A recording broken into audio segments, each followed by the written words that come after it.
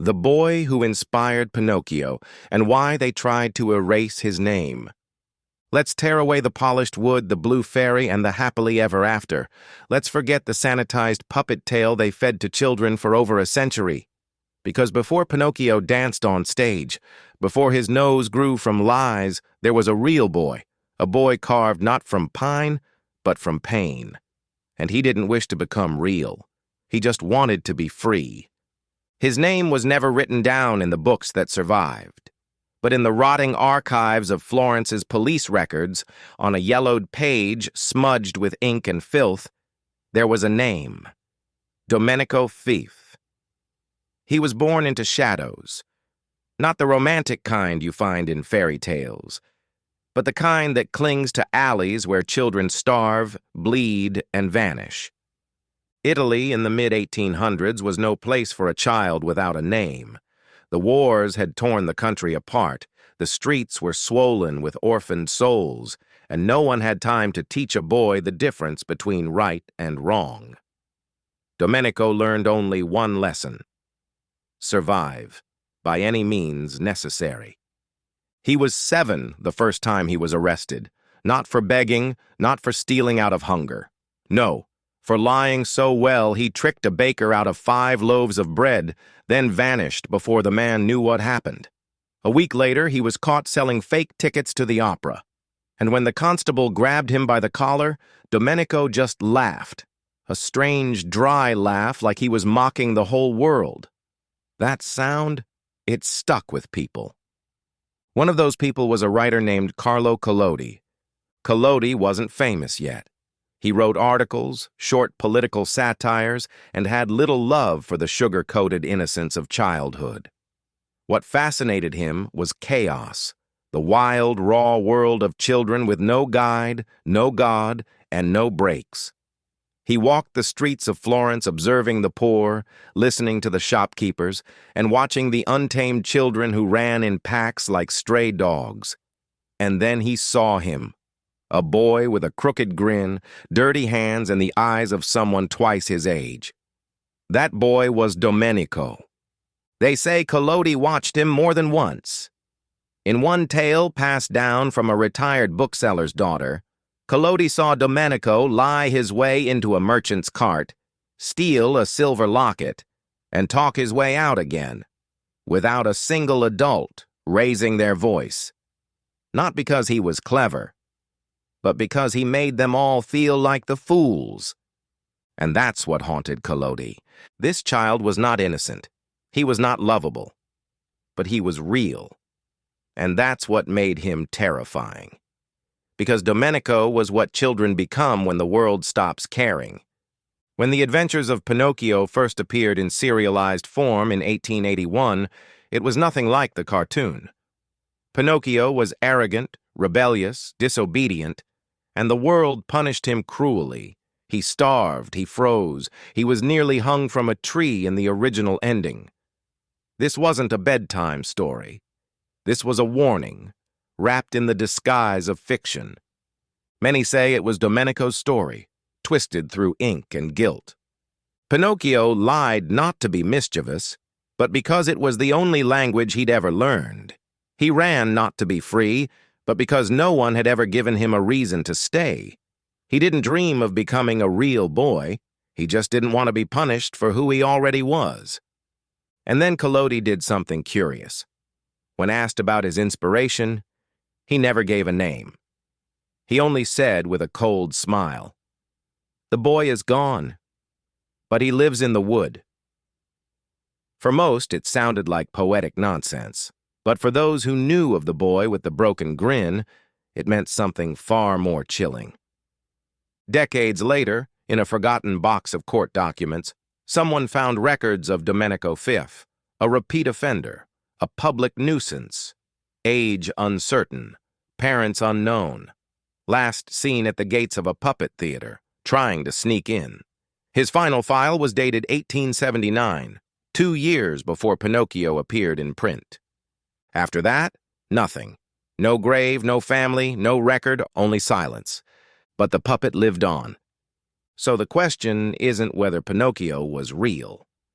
The question is, Why did the world choose the puppet and erase the boy? Was it guilt, embarrassment, or fear that the truth behind the legend would ruin the illusion forever? Because here's the part they don't teach in school. Pinocchio didn't come from a carpenter's dream. He came from a street child who wouldn't behave. And the next time you see that smiling wooden boy on a shelf, remember, somewhere in history, there was a real child who didn't get a happy ending. He got forgotten. But not anymore. They said he vanished. But children like Domenico don't just disappear, they echo. In places people don't talk about, in stories that aren't meant for books, in nightmares whispered at village firesides. Because not long after that final police record, the one marking Domenico's last known sighting, something strange began happening in a rural corner of Tuscany. A village named San Miniato, small enough to fall off most maps, quiet enough to bury secrets, became the stage for something locals still won't explain. It started in the spring of 1880, 1 year after Domenico was last seen. A puppeteer came to town. That part was normal. Traveling puppet shows were cheap, popular, and perfect for distracting restless children. But this one was different. The puppeteer's name was Gianni Mastro. Nobody knew where he came from. He arrived with a cart full of props, a crooked stage, and one puppet he refused to let anyone touch. He called it Il Bambino di Nessuno, the boy of no one. But it was the puppet's face that made people stop and stare. It was too real. Not polished, not smooth. The wood had been carved rough, with lines around the mouth like it had been worn down from grimacing. The eyes, painted dark, had depth. Not the kind that sparkled, the kind that unsettled. Mothers in San Miniato began pulling their children closer when they passed the puppet cart. And the strange part? Children were drawn to it, even those who were afraid. When the puppet performed, it didn't follow the usual cheerful dances or moral tales. It told stories about stealing bread, tricking adults, and escaping from prisons. There was even one act where the puppet faked its own death, only to return laughing. Nobody had ever seen a performance like it. The crowd didn't know whether to clap or cross themselves. Then came the accidents. A week after the second performance, a young boy named Paolo vanished. Last seen near the puppet cart. No trace. Days later, a fire broke out in the bakery, the same one that hosted the puppet troupe. People began to talk. They said the puppet moved on its own when the puppeteer slept, that it whispered when the wind blew just right, that it blinked. One old farmer claimed he saw the puppet walk, not dance, walk stiff-legged across the stage when no one else was nearby. The mayor of San Miniato ordered the show shut down, but when guards went to confront Gianni Mastro, the puppet and its cart were gone. No trace, just wheel tracks leading out into the forest and ending in mud. The story should have died there. A local legend, an eerie campfire tale. But 2 years later, a professor of folklore named Enrico Lucani published an obscure pamphlet titled Wooden Boys and Wandering Souls, The Pinocchio Paradox. In it, he made a bold claim that Pinocchio was not fiction, but a ritual retelling of a real child's punishment. He described San Miniato, the puppet, the disappearances. And then he made the most unsettling connection of all. He found sketches from Collodi's early drafts, and one of them, drawn in haste in the margins, looked exactly like Il Bambino di Nessuno. The rough-carved face, the slanted eyes, the crooked, grimacing mouth. But what truly cemented the fear was a letter. Stored in a private collection until 1973, the letter was from Collodi himself, addressed to an unnamed friend. In it he wrote, "I have seen something I cannot explain. The boy still follows me, not in flesh, but in shape. He is in the wood now. He waits in it. I write to trap him."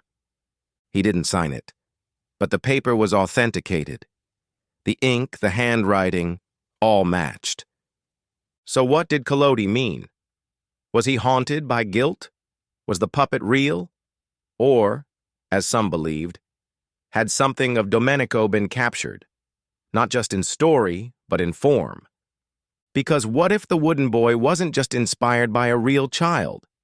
What if he was a real child? Some theories went further, that the puppet was cursed, that Domenico's spirit, angry and untamed, found a vessel, that each telling of Pinocchio was not just literature, but a reenactment, a ritual, meant to keep something contained, controlled, and with every adaptation, every retelling sanitized by studios and publishers, the curse weakened. That's why the story had to change. That's why Disney made him lovable. That's why the name Domenico was never spoken again. But folk stories are not so easily erased. Even today, locals in San Miniato say a puppet cart returns once every generation. Always different, but always familiar. And always with a boy no one remembers carving. You see, in the old villages of Italy, long before stories were written down, before names like Collodi or Disney ever existed, there were other beliefs, quieter ones you'd only hear if you stayed long enough in the same square, listened closely to the old women who didn't like to speak after dark. They would tell you something people once knew, and then tried very hard to forget. Puppets were never meant to be cute. They were vessels. Across rural Tuscany, it was believed that certain objects, things made by human hands but shaped too closely to life, could be used to trap wandering spirits. The lonely ones, the angry ones, the ones who died suddenly and didn't know they were gone. And wood was the perfect material. It was alive once. It remembered pain. In one small village near Pisa, a ritual was once practiced in secret. A grieving parent who lost a child suddenly, in violence, illness, or shame, might carve a puppet of the child in secret, not to remember them, but to contain them. They called it legno del lamento, wood of wailing. The puppet would be dressed, named, sometimes even fed, and always kept in the dark. If the spirit accepted the puppet, it would settle. If it didn't, well, that's where the stories get strange. Children claiming the puppet moved when no one looked. Small fires that started without cause. Whispering that grew louder the longer it was ignored. Sooner or later, the puppet was buried, or burned, or drowned. But what if someone didn't want the spirit to rest? What if someone wanted it to perform? In 1881, when The Adventures of Pinocchio was published in serialized form, many parents were shocked. Not by the story's violence, they were used to grim tales. What disturbed them was how familiar it all felt.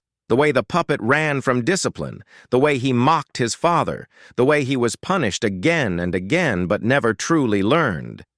It was as if the story wasn't meant to teach children, but to mirror them, to show what a child becomes when no one loves them in time. And that's what connects all of this: Domenico, San Miniato, and the puppet that wouldn't die.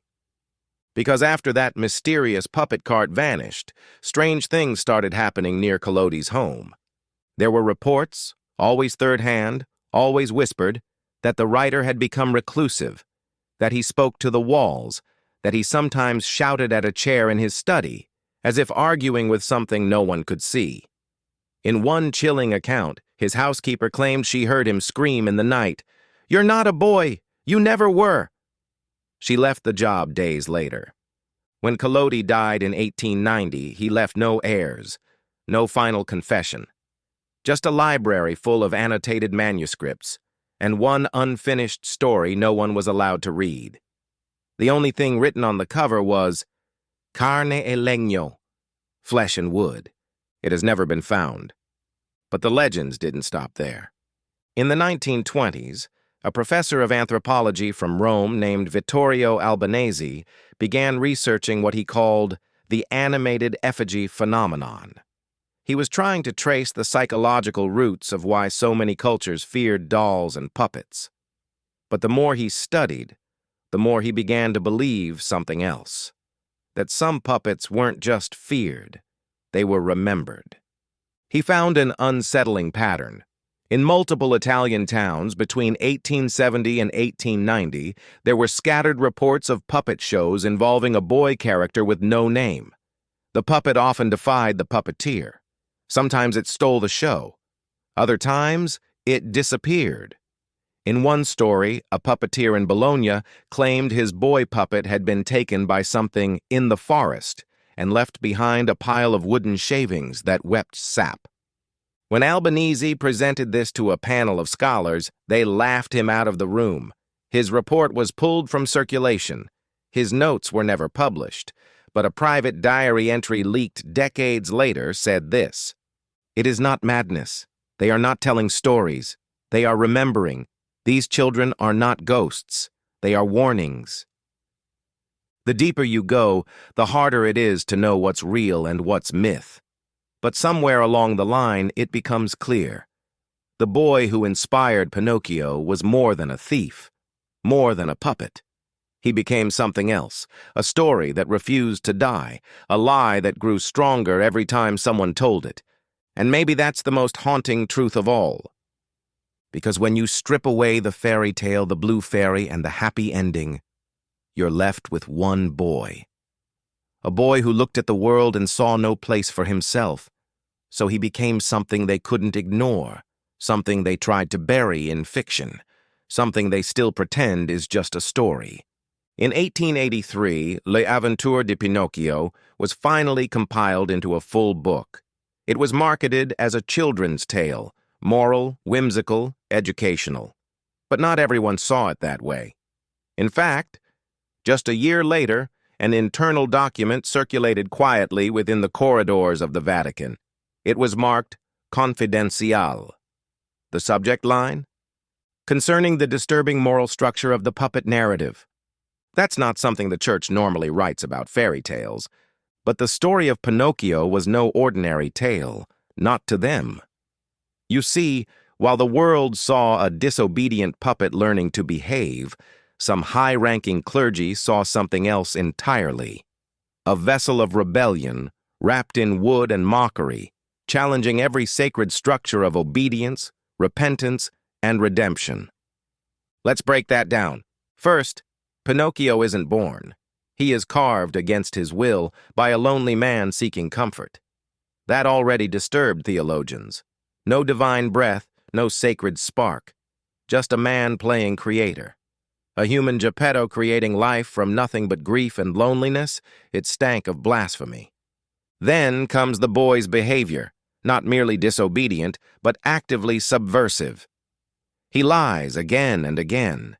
He kills a talking cricket, a conscience figure, with a hammer in the original. He mocks his elders. He runs from responsibility. He chooses pleasure over discipline. And worst of all, he suffers, but doesn't repent. Time after time, Pinocchio is punished, beaten, starved, imprisoned, nearly hanged. But even after all that, he doesn't change from guilt. He changes only when the plot demands it, as if morality is something you endure, not something you choose. The church saw that as deeply dangerous, because it wasn't just children reading the story. Adults were too, especially in Italy's growing class of poor, working families. For them, Pinocchio wasn't a warning, he was a mirror. A boy no one cared about until he was useful. A soul denied love, punished by a system that only noticed him when he lied, fought, or screamed. To some eyes in the Vatican, Pinocchio wasn't a puppet.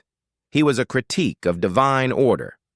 And it wasn't lost on them that the story's origin, the boy named Domenico, may have been real. Word had already spread. A few church scholars were whispering about a street child who inspired the tale. When details emerged that this child may have been a repeat offender, unbaptized, and laughing at priests, the tone changed. They began asking a terrifying question. What if this puppet was not a symbol, but a container? Remember, the church has always had a long, secret history of dealing with the unexplainable. Not every case makes it into public record. But a report from 1885, found decades later in a Jesuit archive, described a strange encounter at a puppet show in Naples. A priest named Father Marcello attended with a group of orphans. The puppet, unnamed, was described as unusually lifelike. During the show, one child began screaming, saying the puppet's eyes turned black and that it was trying to get out of the wood. The priest wrote in his report, "There was a presence. I do not speak lightly. It mocked me, not with voice, but with feeling. Something sat behind that puppet's eyes." The church did not pursue the matter further, but rumors began to spread in theological circles that Pinocchio was a retelling of a spirit binding, perhaps even a form of unholy preservation, that Collodi, knowingly or not, had written a ritual in story form. Each reading of the book, each retelling on stage, was feeding it, giving it voice, legitimacy. By the 1930s, as Italy's fascist regime took control, the Pinocchio story was rebranded, not banned. The puppet was no longer a symbol of rebellion. He became a model citizen, obedient, patriotic, grateful for punishment. The Vatican approved the revised versions, but the older copies, the original ones, those were quietly discouraged. Some say certain parishes were even told to destroy early editions, not because of political reasons, but because those early versions still had the boy in them, the angry one, the unwanted one, the one who wouldn't play the game. By the time Walt Disney's version came out in 1940, the transformation was complete. Pinocchio was no longer a spirit in torment. He was a cheerful marionette with a silly voice and big dreams. His nose grew when he lied, but he always said sorry. He was the perfect child, the kind of child the church could live with. But the real one? The church never mentioned Domenico by name, but in private writings from priests across Tuscany, his legend continued. They called him Il Bambino Dannato, the damned child. Some believed his spirit had scattered into dozens of puppets across Europe. Others thought it was still bound to one, and a few believed it had moved on, into the story itself.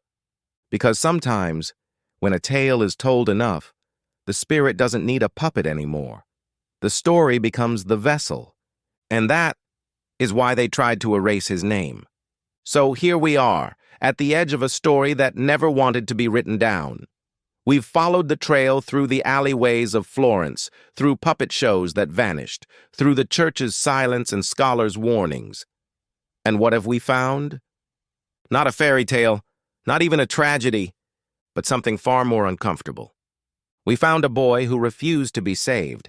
They called him Domenico, a name that never made it into the books. He didn't have a wooden nose or a kind old father. He didn't wish on stars or dream of becoming real, because he was real, and nobody wanted him. Not the city that let him go hungry, not the law that branded him a nuisance at age 7, not the church that ignored him until his spirit became inconvenient, not even the man who turned him into a puppet. Carlo Collodi didn't save Domenico. He trapped him in fiction. He softened his roughness, painted over the pain, and carved a new version that people could stomach. A puppet who misbehaved just enough to be funny, just long enough to be forgivable.